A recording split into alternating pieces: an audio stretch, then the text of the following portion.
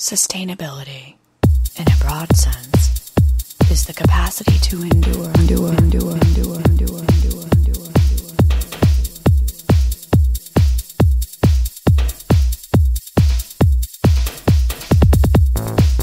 It is the potential for long-term maintenance of well-being, which in turn depends on the well-being of the natural world and the responsible use of natural resources.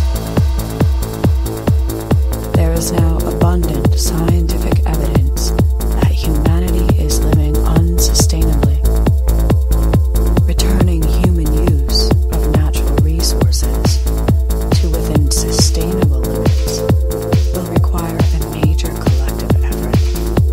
The overall driver of human impact on Earth systems is the consumption of biophysical resources. The ecological footprint measures human consumption in terms of the biologically productive land needed to provide the resources and absorb the wastes of the average global citizen. In 2008, it required 2.7 global hectares per person, 30% more than the natural biological capacity, assuming no provision for other organisms. Herman Daly said, "What use is a sawmill without a forest?"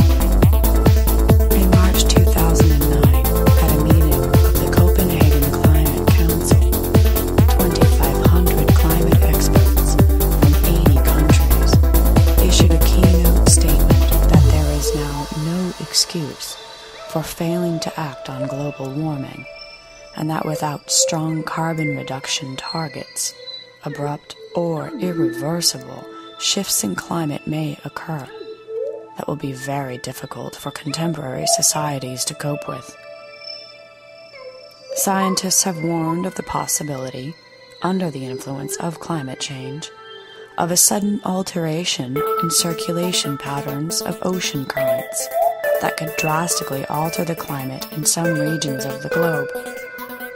Trends of concern that require management include overfishing, coral bleaching due to ocean warming and ocean acidification due to increasing levels of dissolved carbon dioxide, and sea level rise due to climate change.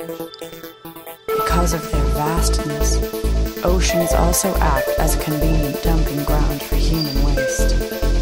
All life depends on the solar-powered global water cycle. The evaporation from oceans and land to form water vapor that later condenses from clouds as rain, which then becomes the renewable part of the freshwater supply. Biodiversity-rich freshwater ecosystems are currently declining faster than marine or land ecosystems, making them the world's most vulnerable habitats.